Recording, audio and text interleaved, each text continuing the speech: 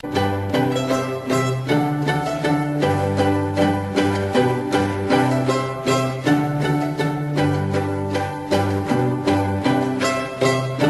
¿qué tal? Bienvenidos a esta clase número 24 del Seminario Teórico de la Cátedra de Psicología de la Personalidad. Esta es la última clase de este ciclo de seminario 2020. Vamos a hablar hoy, haciendo un resumen y algunas reflexiones, algunos comentarios, acerca de la personalidad del trabajador social y la importancia del conocimiento de la personalidad propia, sobre todo en el momento de la entrevista. Por supuesto que se abre ahora una etapa de tutoría, de intercambio permanente hasta el final de la cursada, donde podemos ir repasando todos los temas que hemos tocado en este programa, que ha sido dividido en 4 grandes módulos. Bien, cuando hablamos de la personalidad del trabajador social, o el estilo de personalidad del trabajador social y su incidencia al momento del desempeño profesional, lo que estamos diciendo es que, dado que el trabajador social, así como otros tantos profesionales de las sociopraxiologías,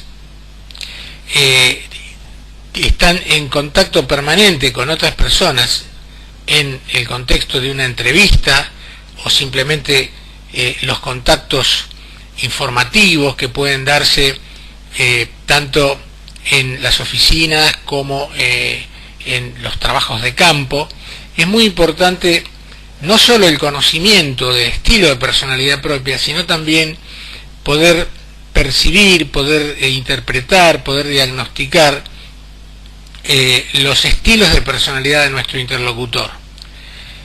Lo hemos dicho en otras oportunidades, que ese conocimiento de mi estilo de personalidad cobra importancia, dado que yo puedo, al estar consciente de ese estilo, puedo ir acomodándolo de alguna manera como un actor, acomodando algunos vectores de ese estilo, algunas expresiones, algunos modos, algunos gestos, en función de facilitar la comunicación con nuestro interlocutor, es decir, de facilitar la comunicación de una personalidad con la otra personalidad.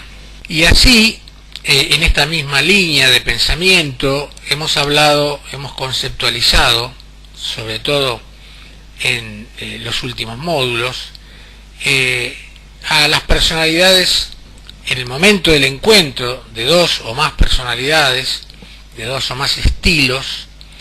Hemos hablado de personalidades complementarias y suplementarias.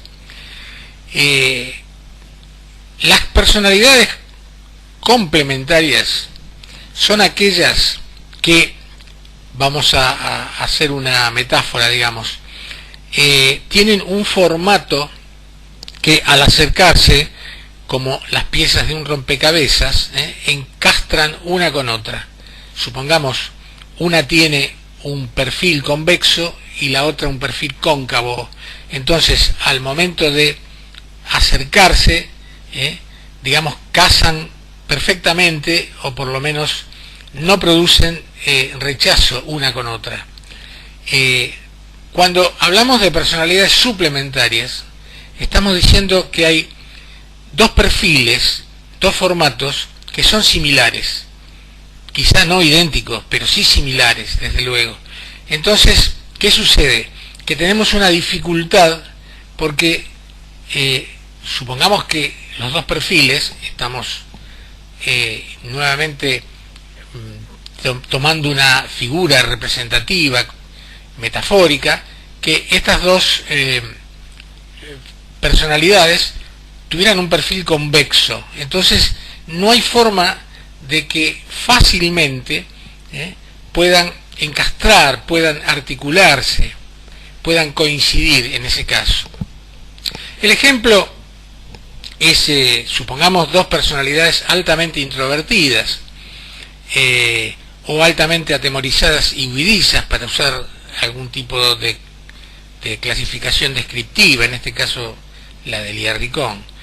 Entonces, más allá de los roles que se da en la entrevista entre el trabajador social, entre el entrevistador y el entrevistado, que obviamente son roles diferenciados, al momento de la dinámica de la entrevista, de preguntar, de repreguntar, quizá al coincidir esos estilos como suplementarios, puedan producir o demasiados silencios, perdemos información, perdemos momentos muy ricos, o demasiado ruido, y donde finalmente el entrevistador termina no escuchando lo que dice el entrevistado, y el entrevistado se apresura a hablar para tapar de alguna manera al entrevistador. Lo mismo ocurre muchas veces donde el entrevistador, en lugar de permitir algunos silencios, permitir algunas cadencias, pregunta demasiado rápidamente o interrumpe un discurso, y ahí se pierde información. Este es el caso de dos personalidades suplementarias altamente extrovertidas. También podrían ser dos personalidades altamente introvertidas, donde la información que nos brinda el entrevistado resulta escasa, contesta con monosílabos, y el entrevistador también pregunta poco, o no retoma algo que quedó indefinido.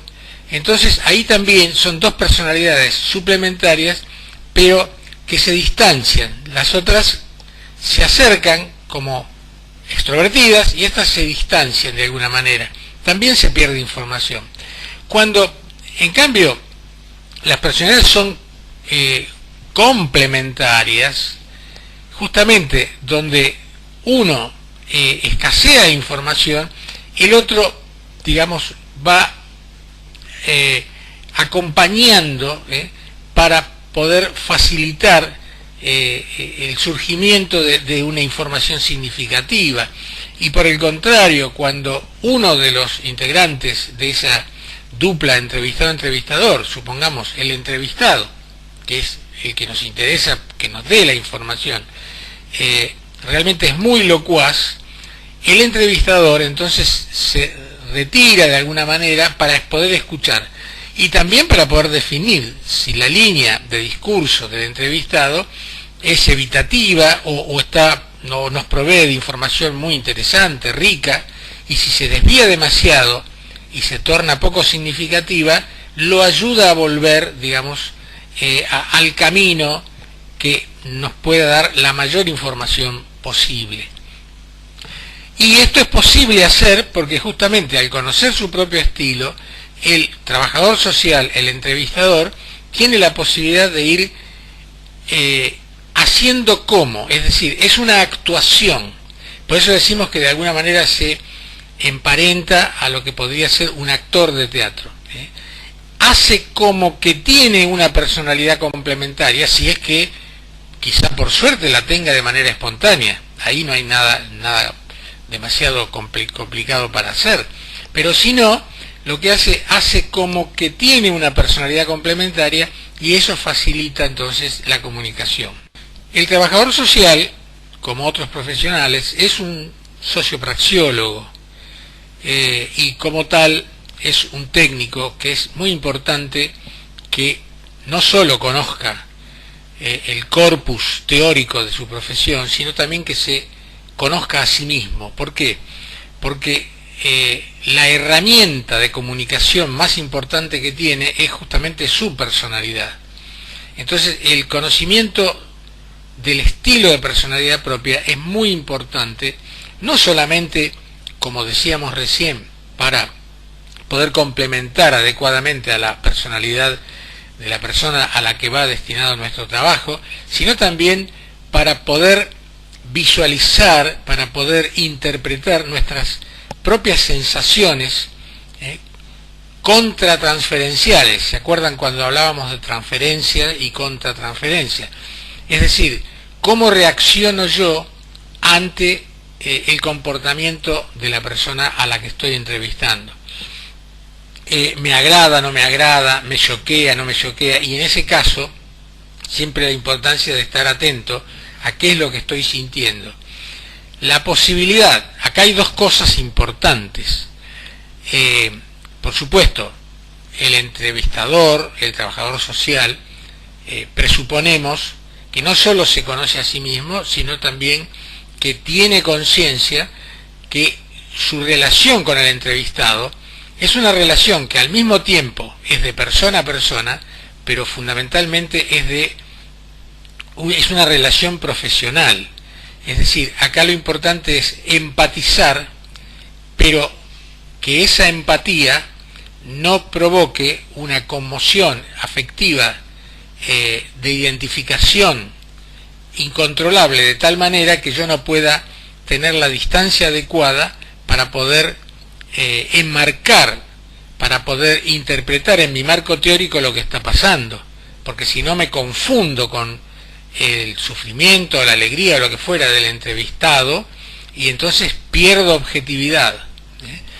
Es decir, por un lado, la dimensión persona, que es muy importante que esté presente, no debe nunca invalidar la dimensión personaje en el momento en que se está dando esa relación profesional. Desde luego que cuando el trabajador social deja de actuar como tal, por supuesto que lo que aparece fuertemente es su dimensión persona. No actúa de la misma manera en una entrevista profesional que en una charla con un amigo o una amiga en una cafetería, porque allí los roles son simétricos. En la relación de entrevista los roles son asimétricos. Entonces, por un lado, no solamente es importante darse cuenta que lo que esa otra persona me está diciendo y cómo me lo está diciendo no es una cuestión personal, sino que es una cuestión contextual, situacional. Es la situación en la que estamos y en la que está el entrevistado el que lo hace actuar de determinada manera a partir de su personalidad. Y al mismo tiempo, y en segundo lugar, el conocimiento de la propia personalidad es muy importante para poder interpretar que eso que estoy sintiendo no solo tiene que ver con mi personalidad, sino también que eso que estoy sintiendo me va a ayudar a interpretar qué tipo de estilo de personalidad tiene el entrevistado. ¿Por qué?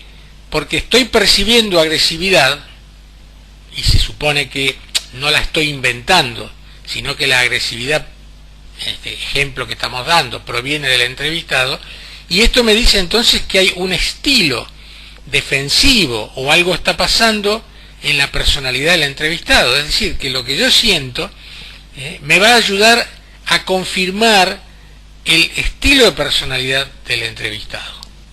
Y bien, por último yo les voy a compartir un fragmento de una entrevista, en este caso una entrevista periodística, pero que tiene características muy especiales, dado la personalidad y el estilo del periodista que entrevista, y también obviamente la personalidad, en ese caso, del entrevistado.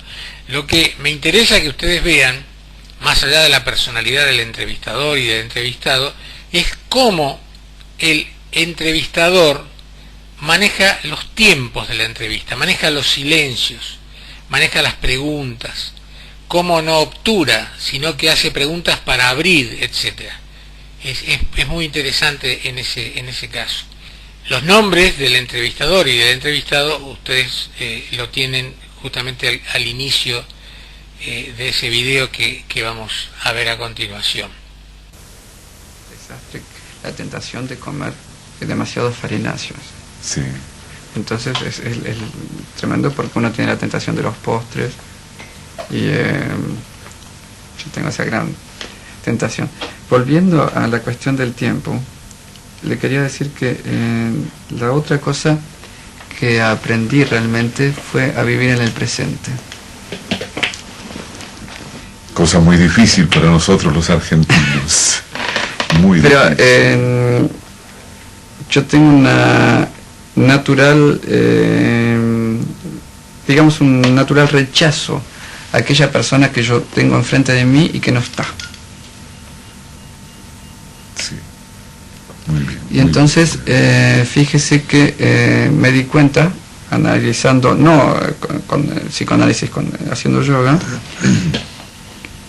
hay una de las frases que dicen que quien no vive en el presente no tiene nunca futuro tampoco. Porque el futuro, si usted está en relación de futuro solamente, cuando llega a eso que está imaginando, siempre está más allá. Sí.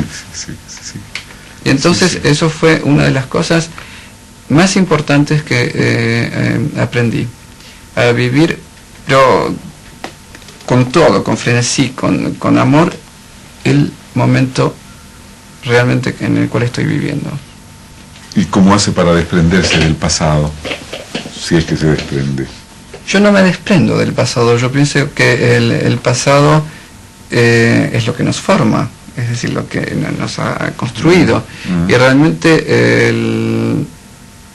sin ninguna vanidad, le puedo decir que no me puedo quejar de mi pasado, porque realmente ha sido siempre en pos de lo que hemos hablado, de ser digno de ese talento, y todo lo que viví, lo he vivido, creo, con amor. Creo que lo puedo afirmar categóricamente. Me he equivocado muchísimo. Sin embargo, fíjese que he llegado, con toda honestidad, a lo que sentía siendo chico. Es decir, de ser absolutamente honesto. Yo creo que no hay nada ni nadie que merezca que falseemos las cosas. ¿Cómo? Que no hay nada ni nadie que merezca que falseemos realmente las cosas. De ser absolutamente veraz. Y me doy el lujo de decir la verdad. Ahora, es un lujo, sí, porque vivimos rodeados de la miseria, de la falsedad. Sí. Y lo que usted dice es preocupación de no poca gente que quiere estar bien consigo mismo. La peor de las deshonestidades es no transmitirle al otro lo que realmente uno siente y lo que el otro debe saber de uno para poder estar mejor con el otro. Evidentemente. Lógicamente no hay necesidad de escupir esa verdad de cualquier manera, porque hay que contemplar en qué situación está el otro. Pero le aseguro, Guerrero, que hay momentos, si no soy absolutamente veraz, es como una cosa que me empuja hacia adelante de decir, no, esto no es exacto, y de llegar a ser completamente franco. No tolero es decir, en mí, la acepto en los demás, pero es una especie de total necesidad. Y eso es gracioso porque se dice muy seguido que cuando uno llega a una cierta madurez, se llegan a sentimientos que se tenían en la infancia. Y realmente es cierto, de esos sentimientos de tener la honestidad y la inmunidad que le da a uno el hecho de ser completamente veraz, porque realmente yo me siento con una felicidad tan grande de poder ser honesto. Y entonces, el otro día en un reportaje en Chile me dijeron, pero ¿cómo puede decir usted todo lo que dice? Me preguntaban cosas y yo le contesté honestamente. Y lo pusieron en los reportajes, en los diarios, que yo había tenido, porque comenté que había tocado en Londres hacía poco tiempo, y entonces dije la verdad que no había tenido buenas críticas, pero que había tocado en la sala tan espléndida que es el Festival Hall, y que había hecho un concierto para la Embajada Argentina, que me lo habían pedido. Y entonces me dice, pero ¿cómo puede decir eso? Pero es cierto, no era un juego para parecer de una determinada manera, y se los dije. Pero un periodista me dijo, no sé en cuántos años que llevo entrevistando a artistas clásicos, nunca nadie me dijo eso. Pero hay una natural vanidad del artista. Es cierto, pero tenerla administrada no debe ser contraproducente, o es contraproducente. Bueno, yo pienso que... ¿O se ha despojado usted de esa vanidad? Casi. Quiero decir que... No será una vanidad del casi. No. Fíjese usted que yo he vivido, desde que existo, desde que tengo sensación de recuerdo... Desde hace 75 años. Exactamente. En el elogio. Sí, muy claro, muy claro. Y siendo yo niño, era tan absolutamente vanidoso y orgulloso de lo que yo sabía, que cuando alguien... yo tenía fascinación con la gente grande. Siempre tuve la fascinación con la gente mayor que yo. Y entonces, si venían amigos de mi padre, de mi madre, estaban en el salón, mi fascinación era ir donde ellos, ¿no es cierto? Y si no me decían siéntese al piano, niñito, yo me sentaba y decía no me ha escuchado realmente, porque me moría si yo no le podía demostrar lo que sabía. Y entonces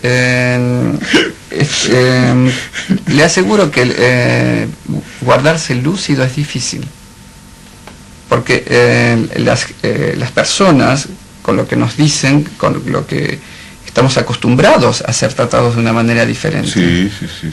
Y entonces, incluso los amigos. Yo tengo, por ejemplo, gente amiga en Suiza que se mueren para que les haga un capricho, porque los guardan en su recuerdo, los cuentan a sus amigos. Y yo le aseguro que tengo a veces la tentación de hacer algo que otra persona amiga de ellos a lo mejor no hace, para que hacerlo feliz. No lo hago, pero la tentación existe.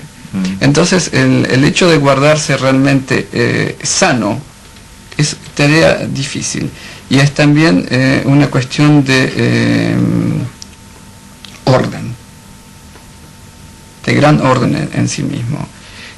Hay una gran cantidad de tentaciones casi cotidianas en la vida del artista, no solamente la vanidad. Hay cosas, por ejemplo, como la tentación de vivir de noche, la tentación de el alcohol, una gran cantidad de cosas que la mayoría hacen. La droga. Sí. Bueno, sin ir tan lejos a lo mejor, pero es el común denominador los artistas en tournée que hacen cosas como esta, de quedarse tomando tragos con amigos queridos, hasta muy tarde, cosas así, o el cigarrillo, o cosas así, que nos dañan. Tenemos una parte puramente física. Sí. Milimétrica. Fíjese que con estar a solas hasta la 1 de la mañana, mi vida ha cambiado bastante. Claro. No era lo mismo grabarlo todos los días a las 4 de la tarde. Sí, para el 2. Ir en la noche a acostarse, ver y quedarse dormido, viéndolo, claro. Como yo sé que muchos se quedan dormidos viéndonos, y esa es en cierto modo la función. Falta 10 minutos para la 1 de la mañana. Pues si ya desde el que comencé aquí en el 9, vienen siendo varias las noches en que lo más temprano que yo me acuesto, sí, son las 2:30 de la mañana, 3 de la mañana, y cuando me encuentro con alguien que se puede charlar, nos sentamos a la mesa, tomamos un café, 2 cafés, o ¿por qué no?, un trago, y dan las 4 de la mañana. Claro. Y yo digo, pero yo que no soy trasnochador, me encuentro de pronto trasnochando como no trasnoché claro, en mi mocedad. Debo de poner disciplina a esto, pero no, ya el ritmo de vida cambia. Pero usted sabe por qué es la tentación de... a mí me lo explicaron eso, uno no habla lo que dice realmente a las 3 de la mañana en otro momento, porque el cuerpo, la parte fisiológica, está en total estado de reposo, y tenemos toda la parte espiritual nuestra en exacerbación total. Sí, debe ser. Y entonces sentimos más, sí, es decir, incluso las premoniciones en la gente superior, cosas así, siempre suceden a las 3, 4 de la mañana. Sí, puede ser porque recordando las conversaciones en un silencio como este, cuando realmente se va relajando y solamente queda la constante reflexión, el constante pensar para responder con precisión el concepto que ha dado el otro.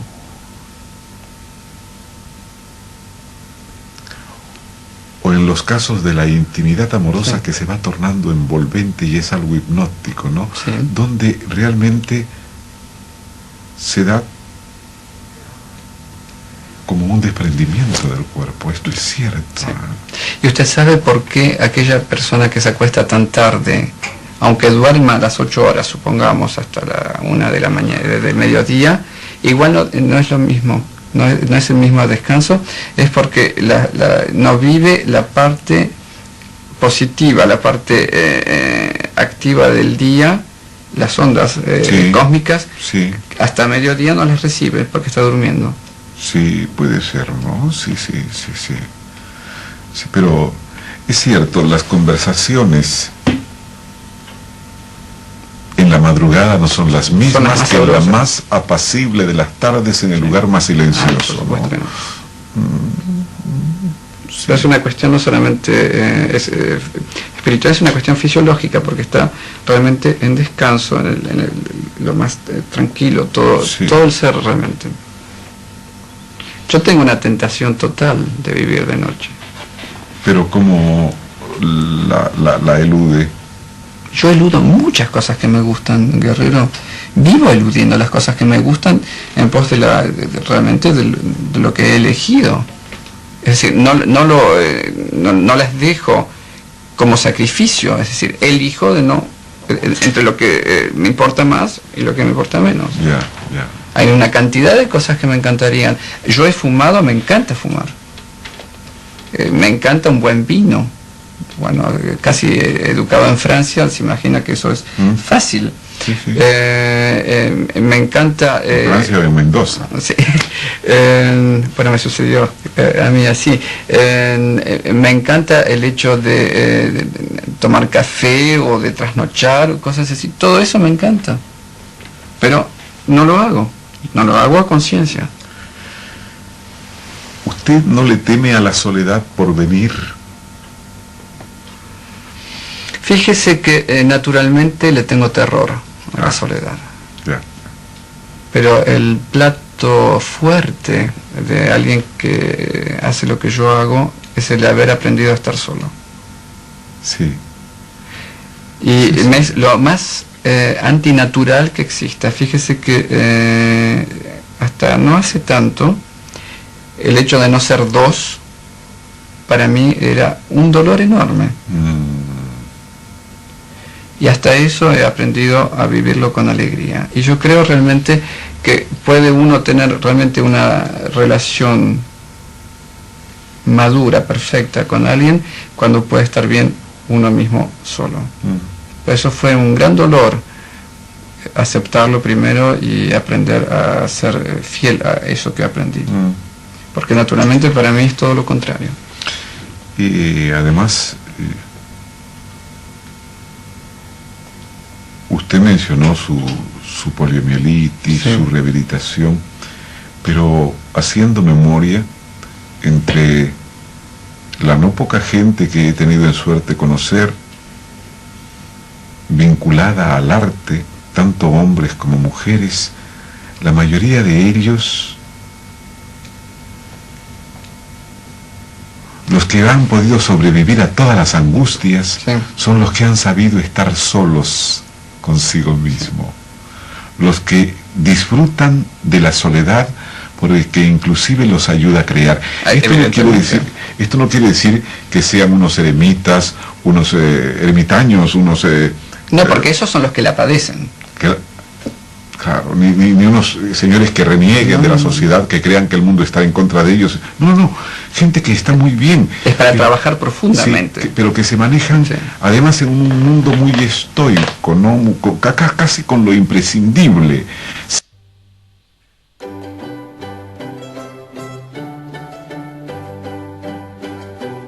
Y bien, Con esto entonces damos por finalizado este ciclo de vídeos que han integrado las 24 clases teóricas de este seminario virtual 2020, obviamente por imperio de la situación de público conocimiento, que hace que en esta oportunidad, en este año lectivo, no hemos podido tener un contacto personal en el ámbito académico del aula, que extrañamos sin ninguna duda todos, pero bueno, esperamos realmente que este medio que hemos usado haya llegado a ustedes con la mayor contundencia y espontaneidad posible. Nos hemos abocado a eso y esperemos haberlo logrado. Como les dije al comienzo de esta clase, quedamos entonces en disponibilidad para empezar a interactuar haciendo un repaso general de todo lo que hemos visto. Ustedes pueden volver sobre temas anteriores para aclarar conceptos, para pedir ejemplos, es decir, queda abierta la tutoría. Entonces saben que la tutoría no tiene un día en particular, es decir, en la medida en que ustedes de acá a finalizar la cursada tengan inquietudes, bueno, hacen preguntas escritas o por audio a través de este grupo de WhatsApp y nosotros responderemos lo más rápidamente posible. Muy bien, les agradezco a todos la atención que nos han dispensado y bueno, les deseamos lo mejor para este final de cursada. Muchísimas gracias.